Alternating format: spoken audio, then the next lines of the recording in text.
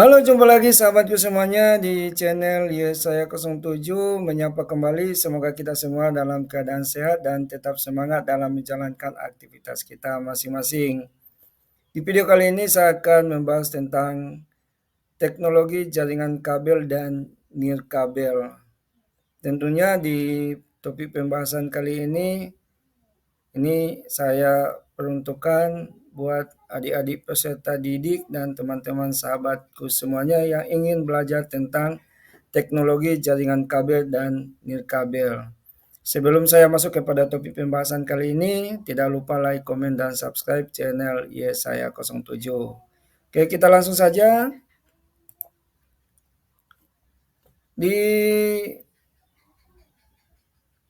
slide yang kedua ini di mana ada dua hal yang harus kita ketahui. Yang pertama adalah capaian pembelajaran dan tujuan pembelajaran. Di mana di capaian pembelajaran pada akhir fase F atau khususnya pada kelas 11, ini peserta didik mampu memilih teknologi jaringan nirkabel indoor dan outdoor berdasarkan atau sesuai dengan kebutuhan yang akan digunakan. Selanjutnya pada tujuan pembelajaran atau yang dikenal dengan TP, ini ada beberapa hal yang harus kita pelajari. Yang pertama adalah menerapkan instalasi, perawatan, pengujian jaringan kabel dan nirkabel. Selanjutnya memahami standar jaringan nirkabel, memilih teknologi jaringan nirkabel indoor dan outdoor sesuai dengan kebutuhan. Tentunya di topik kali ini kita masuk kepada topik memilih teknologi jaringan nirkabel indoor dan outdoor. Oke, kita lanjut. Semoga capaian pembelajaran ini kita penuhi dan tujuan pembelajaran ini terlaksana dengan baik. Di tampilan kali ini, tampilan yang ketiga atau slide ketiga, ini topik yang akan saya bahas kali ini adalah jaringan nirkabel indoor dan outdoor.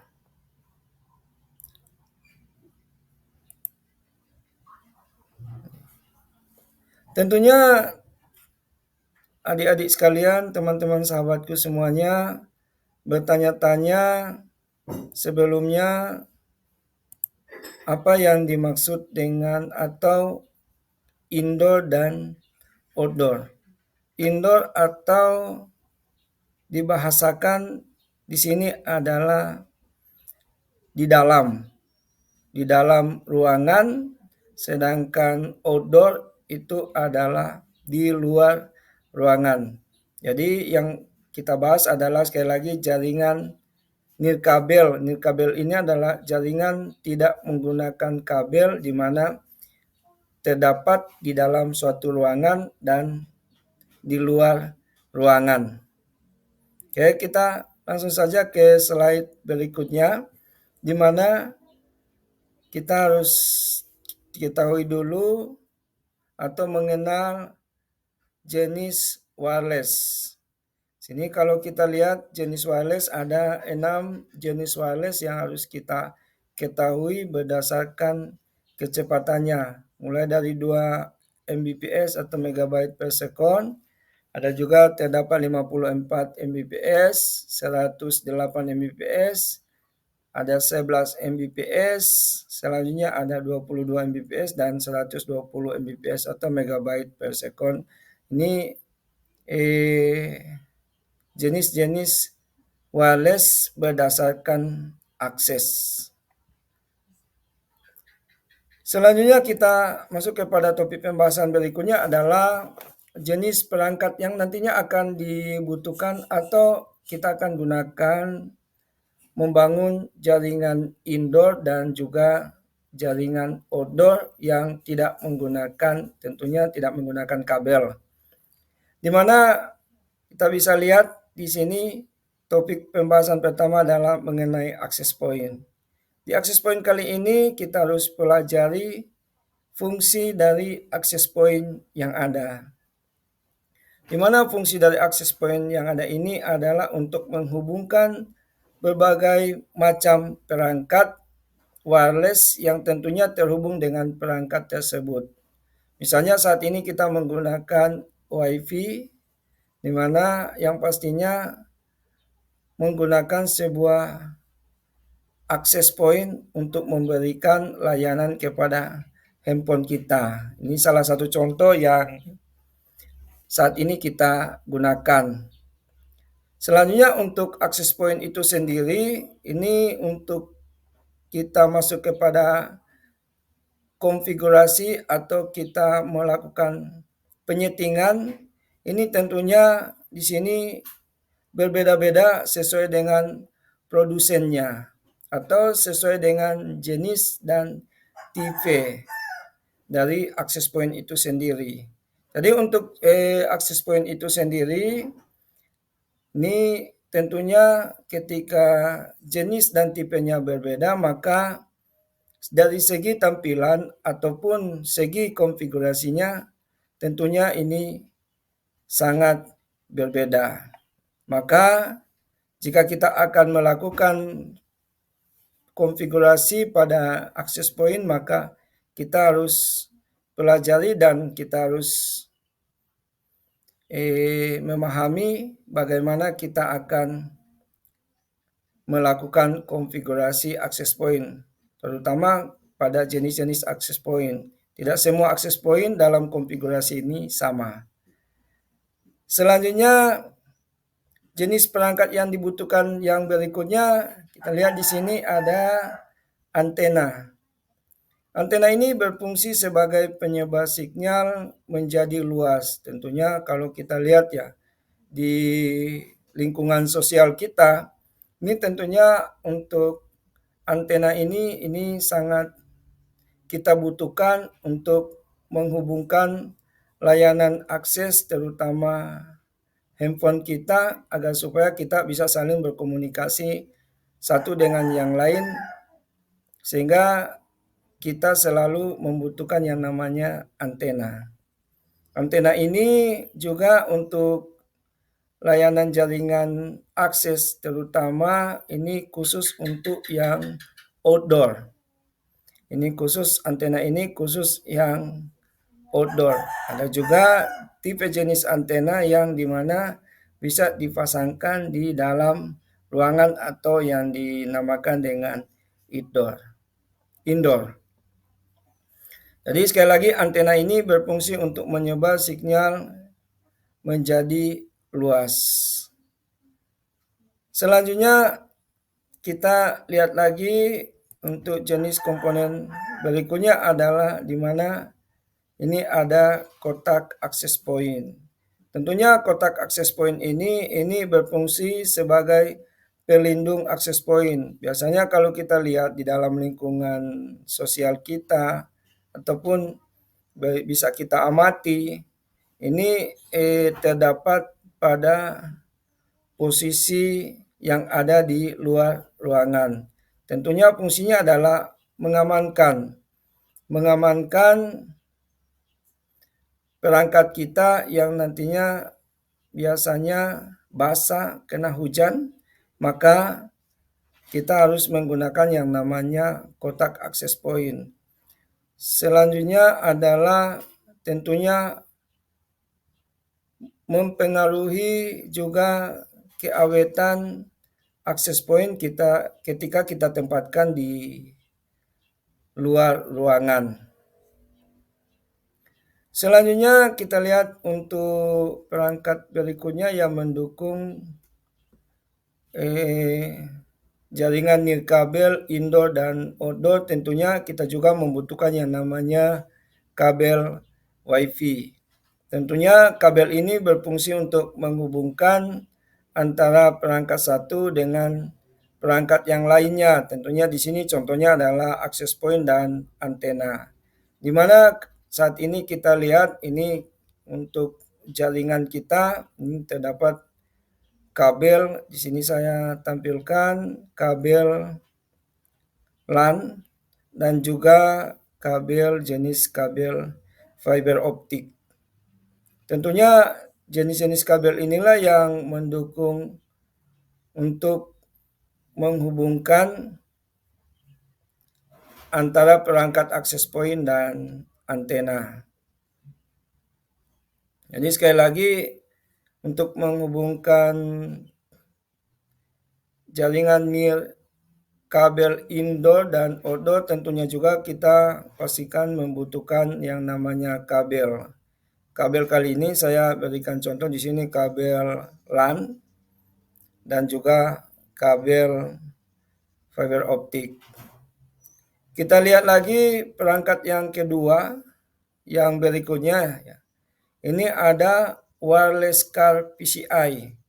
Wireless card PCI ini biasanya ini perangkat wireless berbentuk card PCI yang dipakai dalam sebuah PC, di mana ini salah satu juga komponen tambahan di dalam sebuah PC untuk menangkap jangkauan sinyal, tentunya yang kecil ya, sehingga pengguna menambahkan perangkat antena tambahan, menambahkan kekuatan tangkap sinyal. Ini fungsinya dari wireless card PCI.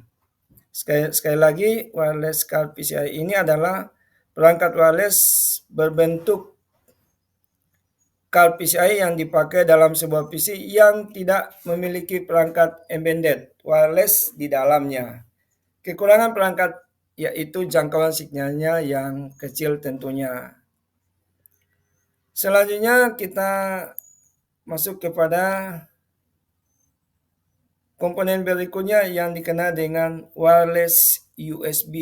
Ini wireless USB ini, perangkat ini bersifat mobile. Daya tangkap perangkat ini lebih kecil tentunya dibandingkan dengan perangkat lain seperti wireless card PCI. Selanjutnya yang kita lihat di sini komponen berikutnya adalah compact flash. Sini compact flash hampir seperti dengan USB yang bersifat mobile, namun beberapa anggapan menyatakan bahwa compact flash diklaim lebih baik dibandingkan dengan wireless adapter USB. Jadi ini komponen-komponen yang digunakan dalam membangun suatu jaringan nirkabel indoor dan outdoor. Selanjutnya ada yang dinamakan dengan komponen embedded. Komponen embedded ini adalah jenis perangkat wireless yang bersifat terintegrasi atau menjadi satu dengan mainboard untuk sebuah PC atau notebook alias onboard. Biasanya di laptop ataupun di komputer kita ini sudah tersedia perangkat wireless yang nantinya akan terintegrasi dengan komponen lainnya sehingga tersedia jaringan wireless yang ada di laptop kita atau di PC kita, di mana jaringan perangkat wireless ini sudah ada dan sudah terpasang secara otomatis di dalam sebuah PC atau notebook. Selanjutnya di mana di sini ada jenis sambungannya. Jenis sambungannya berdasarkan outdoor dan indoor. Untuk outdoor ini dipakai untuk menghubungkan perangkat yang ada di luar ruangan. Mengikuti standar 802.16, standar wireless LAN 802.16. Tentunya kita lihat di sini harganya perangkatnya sangat mahal karena posisinya ada di luar ruangan. Bekerja di atas frekuensi 5 GHz. Biasanya dipakai oleh operator telekomunikasi. Biasanya untuk jenis-jenis jaringan yang tentunya lebih besar. Untuk indoor, ini dipakai untuk menghubungkan perangkat yang ada di dalam ruangan mengikuti standar 802.11. Pengguna 802.11 di outdoor ini biasanya ini ada radio. Pemasangan harus mengikuti kaidah line of sight. membutuhkan tower jika dua titik berada di level yang berbeda. Pemanfaatan daya yang kecil harus betul-betul diperhitungkan. Harus mengatasi interferensi yang terjadi. Tentunya dari jenis-jenis sambungannya ini untuk dari segi pembiayaan ini odor yang harga perangkatnya sangat mahal. Selanjutnya, perbedaan jaringan kabel outdoor dan indoor. Untuk perbedaan jaringan kabel outdoor dan indoor ini kita lihat di sini penjelasannya. Yang paling mudah saat membedakan antara WiFi indoor dan outdoor yaitu dengan jarak. Tentunya jarak WiFi outdoor lebih jauh daripada WiFi indoor. Perkirakan WiFi indoor dengan jarak maksimum 50 meter sampai dengan 100 meter. Sedangkan dengan WiFi outdoor ini bisa mencapai 50 km sampai dengan 5 km sampai dengan 20 km. Ini tergantung alat yang digunakan dan kualitas barang yang dipasang di WiFi. Dan ini salah satu penjelasan perbedaan jaringan nirkabel outdoor dan indoor. Tentunya kita bisa lihat dari jarak WiFi yang kita gunakan. Selanjutnya evaluasi, di mana di evaluasi kali ini saya menitipkan 4 jenis soal untuk diselesaikan juga. Yang pengen menjawab silakan.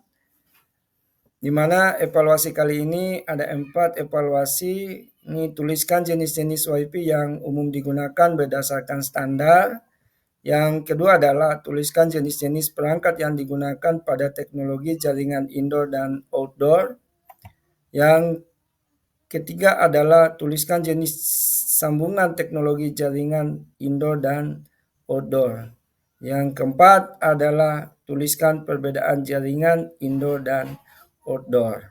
Ini silakan diselesaikan berdasarkan panduan modul yang sudah dibahas atau slide yang sudah ditampilkan.